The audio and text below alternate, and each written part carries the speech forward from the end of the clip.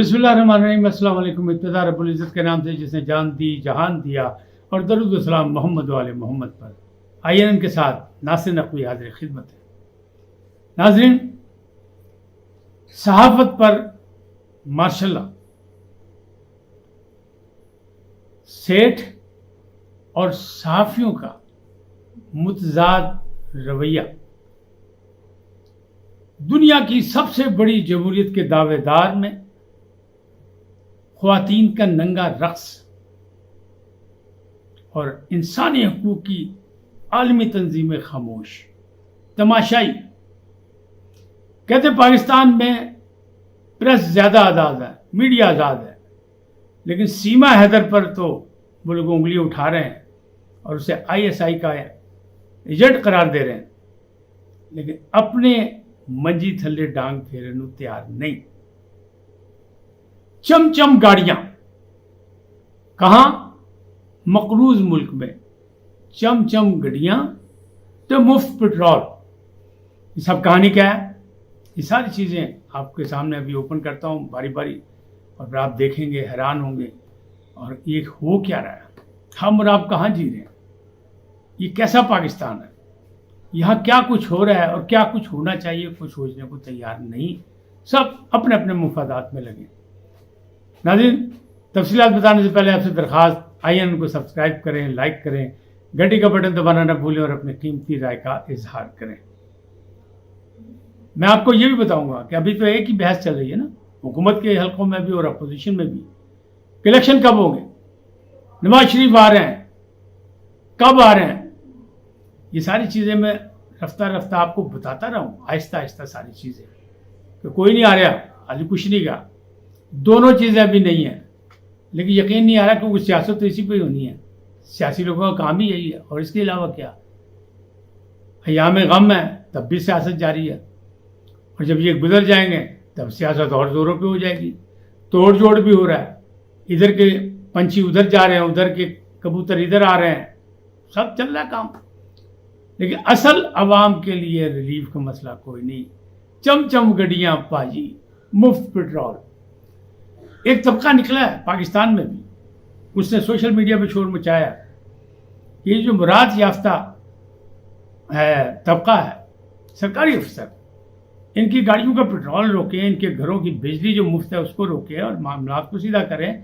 कुर्बानी बतौर साल भर के लिए, 2 साल भर के लिए पाबंदी लगा दें। वैसे तो मैं इस चीज़ का कायल नहीं हूँ, इसलिए कि जिस महकमे में आप नौकरी करते हैं वहाँ उसके उसूल चलते हैं। अगर वहाँ की जो मुराद हैं, जो तनख्वाह वो लेते हैं आप, और जो ड्यूटी है वो ईमानदारी से देते हैं, ईमानदारी से, तो फिर आपका वो सारी चीज़ें हक है। वार्डा में काम करने वालों को मुफ्त बिजली मिले, चले वो तो है, लेकिन बाकी सरकारी अफसरों को क्यों मुफ्त मिले? सुई गैस के महकमे वालों को गैस मुफ्त मिले, चले कोई बात नहीं। जैसे रेलवे में काम करने वालों को मुफ्त रेलवे का पास मिलता है सफ़र के लिए, चले ये तो ठीक है, लेकिन बाकी लोगों के लिए क्यों? और फिर मुल्क जो है वो मुआशी बहरान से अभी निकला नहीं है, अभी सब कर्जा मिला, तो जनाब फैसला हो गया। पंजाब हुकूमत, ख़ास तौर पर निगरान हुकूमत के जो वज़ीर आला है हमारे भाई मोहसिन नकवी साहब, उनको कहा जा रहा है एक बेहतरीन एडमिनिस्ट्रेटर है, और हकीकत भी है कि दिन रात उन्होंने एक किया हुआ है। और वो सियासतदान चूँकि नहीं है, एक सहाफ़ी हैं, तो वो तहकीकी सहाफ़ी थे, बड़े तहकीक करके खबर देते थे, जेनवन सहाफ़ी थे। उन्होंने CNN में भी काम किया, यहाँ भी किया, अपने चैनल भी चला रहे हैं, तो उनको बहुत सी चीज़ों का बड़ा, वो कहते हैं, डीपली जानते हैं, तो बहुत से मसाइल जानते हैं। इसलिए हर जगह आप उनको भाग दौड़ करते देखेंगे, चाहे वो बारिशों का पानी हो वहाँ पहुँच जाते हैं, अंडर पासिस पे पहुँच जाते हैं, चाहे वो ज़ेर तमीर जो है ओवर ब्रिजेज हो या अंडर पासिस हो वहाँ भी चले जाते हैं। सड़कों के लिए भी वो भाग दौड़ कर रहे हैं, फंड जारी किए हैं, सब कुछ किया है। वो कहते हैं जब तक मैं हूँ, निगरान हुकूमत के ये काम नहीं है, लेकिन निगरान हुकूमत की ये काम है कि कौमी सरमाया ज़ाया ना हो। जब तक मुझे निगरानी दी गई है, जब तक तो मैं करूँगा कि काम जो है वो वक्त पे मुकम्मल हो और ज़्यादा ताख़ीर ना हो, ताकि पैसे मज़ीद ना उसमें खर्च हों। तो बाकी मामला में वो बड़े तेज़ है, लेकिन ये काम उन्होंने कर दिया। इसका जवाब भी उनके करीबी हल्कों ने दे दिया है कि 200 गाड़ियाँ, जिसमें लैंड क्रूजर भी हैं, जिसमें टोयोटा कोरोला भी हैं, जिसमें डबल कैबिन भी हैं, और बहुत सी गाड़ियाँ, कोई असिस्टेंट कमिश्नर को दी जाएगी, कोई दूसरे लोगों को दी जाएगी, कोई कमिश्नर्स को दी जाएगी। 200 नए गाड़ियाँ का आर्डर दे दिया और मंजूरी हो गई जनाब। اور ان سب کو آپ کو پتہ ہے کہ پیٹرول بھی مفت ملتا ہے، پیٹرول مہنگا ہو یا سستا، یہ تو عوام کی گردن پہ آنا ہے نا، ہم نے آپ نے برداشت کرنا ہے، باقی نہیں، باقی تو چل رہا ہے۔ اچھا میں اس چیز کے بالکل خلاف نہیں، میں کہتا ہوں جو جس محکمے میں اس کو مراعات ملنی چاہیے اور پوری باتیں اس کی پینشن، اس کی سروسز اور اسے اسی طرح کرنا چاہیے، کیونکہ جس طرح حدیث ہے نا کہ محنت کش اللہ کا حبیب ہے، اور پھر وہ پسینہ خشک ہونے سے پہلے اس کو ملنا چاہیے اس کا معاوضہ۔ تو ایک میری رائے یہ بھی ہوتی ہے کہ جناب ابھی ثابت کرو کہ تہاڑا پسینہ نکلیا کہ نہیں نکلیا، پسینہ نکلنا بھی چاہیے۔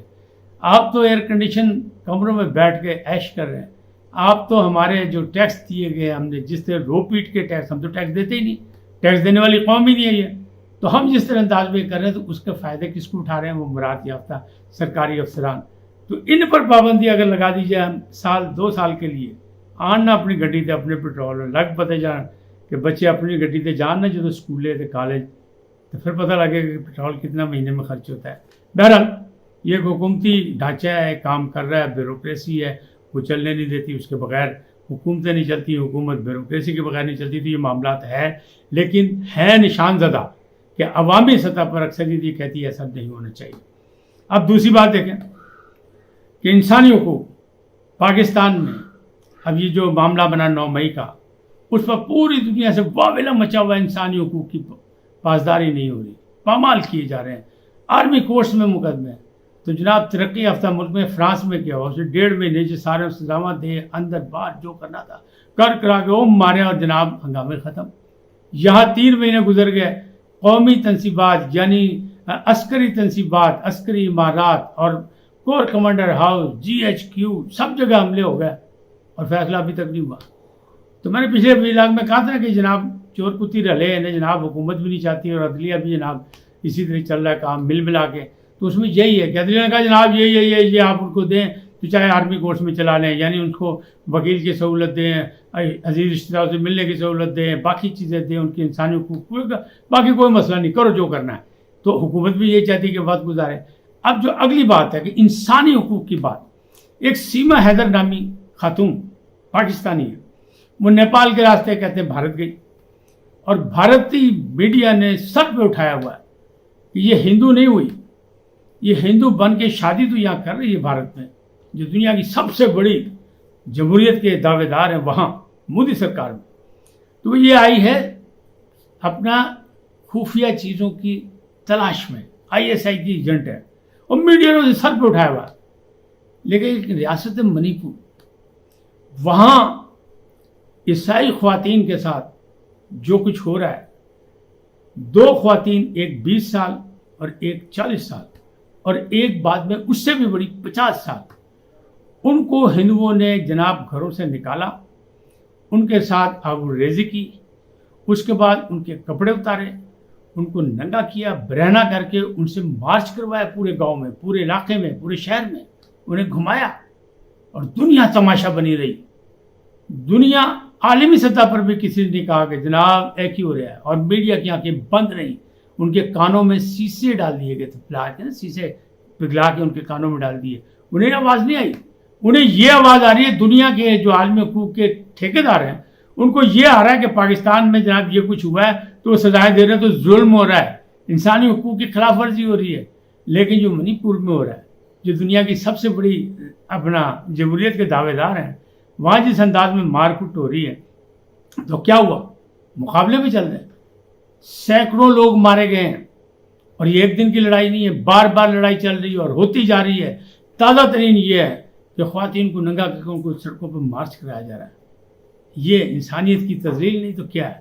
یہ انسانی حقوق کی پامالی نہیں تو کیا ہے؟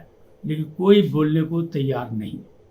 تو یہ تو حالات ہیں کہ اپنے لیے کچھ یعنی میٹھا میٹھا اپنے لیے ہپ ہپ اور کڑوا کڑوا تھو، اور دوسروں پہ الزام لگائیں گے۔ سیما حیدر جو ہے وہ جاسوسی کرنے آئی ہے، ابھی ظاہر ہے کہ وہ گئی ہے نیپال کے راستے وہاں، اور پھر اس نے ہندوازم کہتے ہیں قبول کر لیا کسی کے عشق میں یا محبت میں یا جو بھی ہے، یہ کہتے ہیں ISI نے بھیجی جاسوسی کے لیے۔ بہرحال جب وہ ہمارے ایجنسیوں کے پاس آئے گی، ہمارے اداروں کے پاس آئے گی یا ہمارے حوالے کریں گے تو پتہ لگے گا کہ اصل کہانی اس کی کیا ہے۔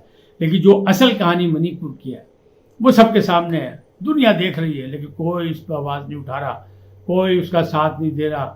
وہاں ظلم ہو رہا ہے عیسائیوں کے ساتھ، اور پھر عیسائیوں نے بھی حملہ کیا، پھر ہندوؤں کو مارا ہے، ان کے بھی لوگ بہت مرے ہیں.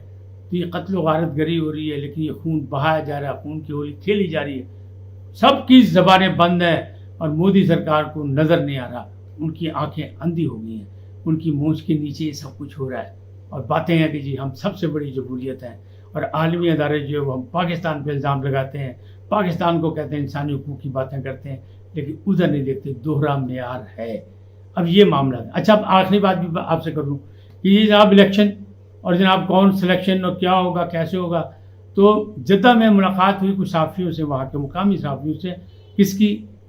جناب نواز شریف صاحب کی، ریکارڈ ہولڈر نواز شریف صاحب، جو 3 دفعہ وزیر اعظم بنے، 3 دفعہ نکالے گئے، یعنی منفرد وزیر اعظم ہیں ہمارے پاکستان کے.